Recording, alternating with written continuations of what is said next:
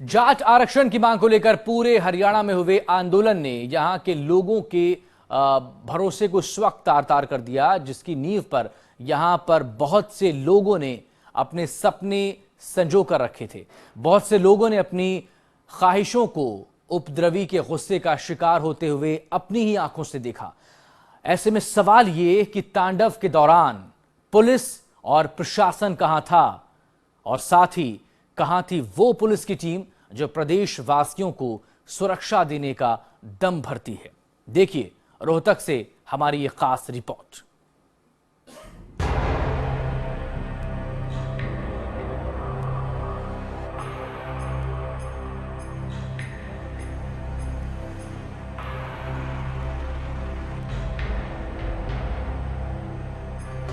हजारों लोगों की भीड़ सड़क पर घूम रही है।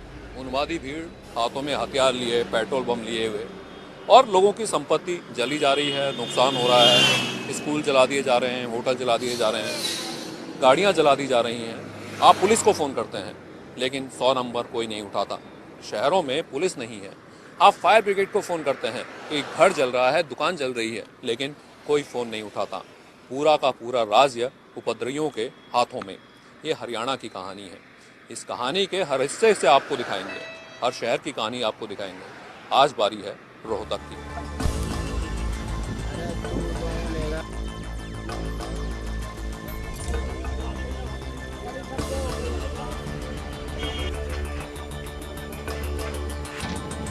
हरियाणा के जाट आंदोलन की आड़ में जो कुछ हुआ उसकी कई कहानियां अब भी बेपर्दा नहीं हुई हैं।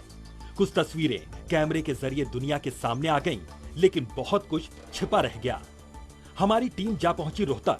हमने यहाँ वो हालात देखे जिसकी कल्पना भी नहीं की थी। रोहतक का स्कूल स्कॉलर रोजरी, जो कि दंगे का निशाना बना, दंगाइयों का निशाना बना, पूरे के पूरे स्कूल को जला दिया गया। ठीक सामने इस वक्त आप देख सकते हैं माँ सरस्वती की एक मूर्ति यहाँ पर रखी हुई है, जो शायद 2015 और 16 के बच्चों ने स्कूल को दी थी, यहाँ पर लगाई गई थी। सिर्फ एक माँ सरस्वती की ये मूर्ति है जो बची है, वरना पूरा का पूरा स्कूल जलाकर राख कर दिया गया है। इस स्कूल में जहाँ रोहतक के बच्चे पढ़ते थे, लगभग 2500 के करीब बच्चे इस स्कूल में थे। 1 से लेकर 12वीं तक ये स्कूल था, लेकिन आज पूरी तरह से ख़त्म हो चुका है। जहाँ इस वक्त बच्चों की आवाज़ें सुनाई देती थी, जहाँ बच्चों के पढ़ाने की आवाज़ें सुनाई देती थी, इस वक्त पूरी तरह से सन्नाटा पसरा हुआ है। चारों तरफ है तो सिर्फ राख और राख।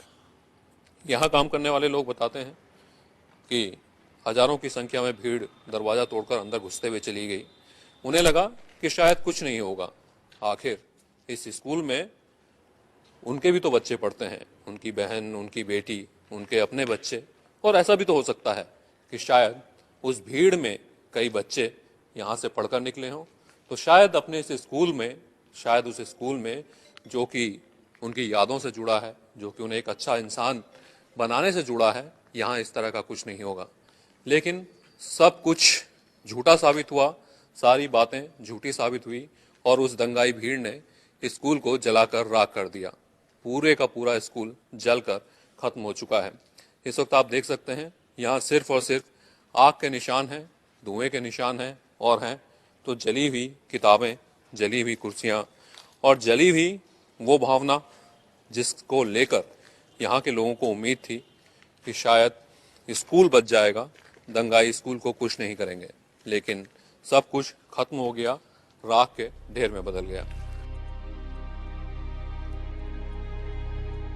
यहाँ के भयावह मंजर ने हमें झकझोर कर रख दिया। राख के ढेर में तब्दील हो चुका ये वो स्कूल है जहां देश का भविष्य संवर रहा था, इस बात से बेखबर कि उनके इस मंदिर को कुछ उपद्रवी अपनी गंदी मंशा का शिकार बना लेंगे। कितने खूबसूरत से चित्र, शायद किसी के परिवार के चित्र, या फिर छोटे छोटे बच्चों के हाथ से बनाई हुई चीजें यहाँ पर लगी हुई हैं, लेकिन सब कुछ राख के ढेर में बदल गया। इस राख के ढेर में चुभी हुई चीजें इसलिए भी आपको दिखाना चाहते हैं कि देखें वो हुड़दंगी जिन्होंने सब कुछ बर्बाद करके रख दिया। हर खूबसूरत चीज जो कि शायद और खूबसूरत बनती, इस वक्त खत्म हो चुकी है। ये देखिए यहाँ पर पड़ी हुई कुछ किताबें शायद किसी बच्चे की पूरे साल की मेहनत सब कुछ जलकर राख हो चुकी है। ये शायद असाइनमेंट जो उसके टीचर ने उस बच्चे को दिया हो, खूबसूरत शब्दों में उसने सजा कर लिखा है, लेकिन सब कुछ राख के ढेर में बदल चुका है।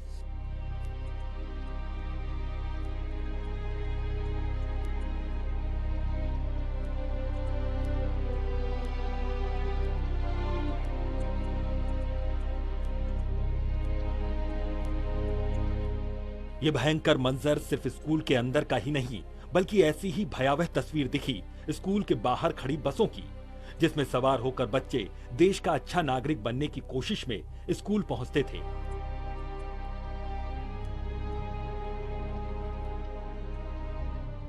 लेकिन इन बसों के साथ शायद उन बच्चों के सपने भी जलकर राख हो गए।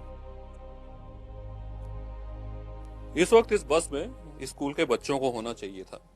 ये वक्त है जब ये बसें भरी होती हैं। ये वक्त है जब बच्चों की शरारतें इन बसों की सीट में बैठे हुए बच्चे एक दूसरे से करते हैं। स्कूल जाते हैं, बात करते हैं कि भाई स्कूल का होमवर्क किया या नहीं किया, मैम से डांट पड़ेगी या नहीं पड़ेगी, एग्ज़ाम में किसके ज़्यादा नंबर आएंगे। सारी बातें, छोटी छोटी बातें जो बच्चे स्कूल से आते हुए या जाते हुए करते हैं। लेकिन इस वक्त ये बस खत्म हो चुकी है। उपद्रवियों ने पूरी तरह से जलाकर राख कर दी। और सिर्फ एक ये बस नहीं, ऐसी 20 बसें जो कि स्कूल के बाहर खड़ी थी, सब जलाकर खत्म कर दी। अब बच्चे स्कूल नहीं आ सकते क्योंकि उनकी स्कूल जल चुकी है।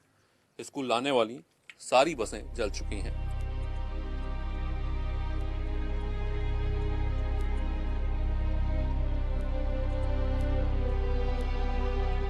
कभी शहर की शान कहलाने वाला ये मॉल भी उपद्रवियों के निशाने पर आ गया।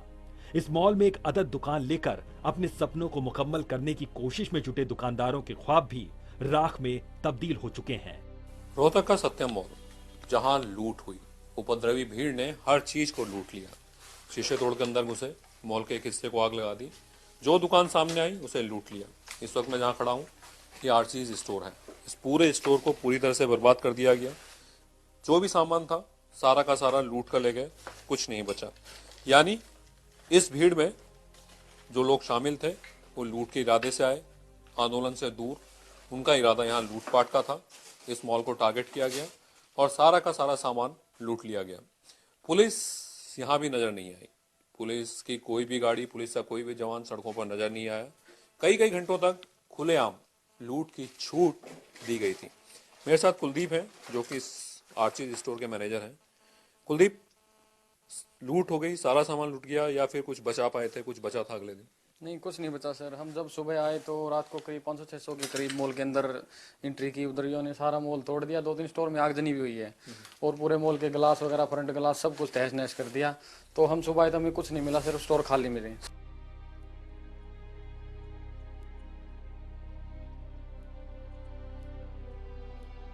कई तस्वीरों ने तो चौंका ही दिया। कुछ उपद्रवी तो दुकान के बाहर अपनी पुरानी चप्पलों और जूतों को उतारकर दुकान के अंदर के नए जूते चप्पलों को लूट ले गए। इन तस्वीरों से उपद्रवियों की मंशा साफ हो जाती है। एक भी सामान यहाँ नहीं बचा, सब कुछ लूट लिया गया, सब कुछ ले जाया गया। और सिर्फ 1 घंटे नहीं, 2 घंटे नहीं, कई घंटों का मौका मिला उपद्रवियों को इस मॉल के दरवाजों को तोड़ने में, सामने के दरवाजे पर आग लगाने का मौका और उसके बाद अंदर घुसने का। ठीक सामने ये देख सकते हैं एडिडास का एक शोरूम है। इतनी फुर्सत थी यहाँ कि लोग आए, स्टोर को तोड़ा, अपने पुरानी चप्पल जूते यहाँ छोड़े और नए चप्पल, नए जूते छांट के अपने पाँव के नंबर के पहने और उसके बाद सारा सामान समेट के यहाँ से निकल गए। हरियाणा में आरक्षण के लिए हुए आंदोलन की आड़ में जो कुछ हुआ, उसने शासन और प्रशासन के एक्शन को सवालों के घेरे में ला खड़ा किया है। लेकिन उन पुलिस वालों पर भरोसा करें भी तो कैसे करें जो अपनी ही चौकी को उपद्रवियों से नहीं बचा सके। सलारा मोहल्ले की इस पुलिस चौकी का हाल देखिए। सलारा मोहल्ला रोहतक, यहाँ पर एक पुलिस चौकी थी। कहने को तो बैरिकेड भी थे और पुलिस चौकी में जवानों का भी होना जरूरी था। लेकिन जब उपद्रवी भीड़ आई तो जवान चौकी छोड़कर भाग गए और उपद्रवियों को मिली यहाँ एक खाली चौकी, जिसे जमकर तोड़ा गया, आग लगा दी गई। और यहाँ भी कुछ नहीं बचा। कहना है, जो प्रत्यक्षदर्शी हैं उनका कहना है कि पुलिस नज़र नहीं आई पूरे दिनों में। पुलिस चौकी से पुलिस उठकर चली गई, पुलिस यहाँ से निकल गई। साथ ही जो पुलिस के जवान थे उन्होंने भी अपनी जो पुलिस की वर्दी थी उसे उतार दिया और सिविल ड्रेस में आ गए ताकि कोई उन्हें पहचान न सके, ताकि कोई उनको सामने देखकर उनसे मदद के बारे में कुछ कह ना सके, उनसे मदद मांग ना सके। हमारी टीम यहाँ के एक कार शोरूम में पहुंची, जहां शोरूम के बाहर रखी कारें राख के ढेर में तब्दील नजर आईं। एक व्यापारी अपना पैसा लगाता है, पूंजी लगाता है इस भरोसे पे, सरकार के इस भरोसे पर, लॉ एंड ऑर्डर के भरोसे पर कि उसकी संपत्ति सुरक्षित रहेगी, वो उस राज्य में सुरक्षित तरीके से अपना व्यापार कर सकेगा। लेकिन जाट आंदोलन के दौरान पूरा रोहतक शहर 3 दिन तक बंधक बना रहा। ना पुलिस थी, ना कोई बचाने वाला था। ये शेवले का शोरूम है जब पूरी तरह से तबाह कर दिया गया। मेरे साथ उनके एमडी हैं अमित जी। अमित जी, कुछ भी बच पाया आपके सर्विस सेंटर में? मुझे तो नहीं दिखा कुछ भी बचाओ। हर चीज़ ख़त्म है। कार्स देखता हूँ तो कार्स ख़त्म है, टूल्स देखता हूँ टूल्स ख़त्म है, प्लांट एंड मशीनरी ख़त्म है, जितना फर्नीचर फिक्सचर्स था सब ख़त्म है। व्यापार यहाँ लगाया था जिसने रोजगार दिया था। 150 लोग इस पूरे के पूरे सर्विस सेंटर से लाभान्वित होते थे, उन्हें रोजगार मिलता था। तो इनकी सुरक्षा की जिम्मेदारी भी सरकार की थी। एक जिम्मेदारी से तो चूक गए, लेकिन उम्मीद करते हैं दूसरी जिम्मेदारी इन लोगों को दोबारा खड़ा करने की और भरोसा दिलाने की कि अब सब कुछ ठीक रहेगा, उस जिम्मेदारी को सरकार पूरा करे। जल्द से जल्द मुआवजा मिले इन लोगों को ताकि काम दोबारा शुरू हो सके। जाट आरक्षण आंदोलन के दौरान करीब 3 दिन तक पूरा रोहतक शहर बंधक बना रहा। अब एक बार फिर से यहाँ के लोग अपने पैरों पर खड़ा होने की कोशिश में जुटे हैं। लेकिन एक सवाल जो इन्हें ताउम्र परेशान करेगा वो ये कि आखिर इन्हें किस कसूर की सजा दी गई। पूरा रोहतक शहर जो कि एक खूबसूरत शहर के नाम से जाना जाता था, इस वक्त कई जगह ऐसी हैं जो कि सुंदर थी, रोहतक की पहचान थी, जलकर खाक हो चुकी हैं। लोग दोबारा खड़े होने की कोशिश कर रहे हैं कि एक बार फिर से जिंदगी पटरी पर लाई जाए। लेकिन वो डर जो उन 3 दिनों का डर था, जब पूरा का पूरा शहर बंधक बन गया था, वो डर लोगों के दिमाग से निकलना मुश्किल है। जब पूरा का पूरा सिस्टम फेल हो गया था, पूरा का पूरा शहर उपद्रवी भीड़ के हाथों में चला गया था। कैमरामैन मुकेश के साथ रमन ममगाई, न्यूज़ 18 इंडिया, रोहतक।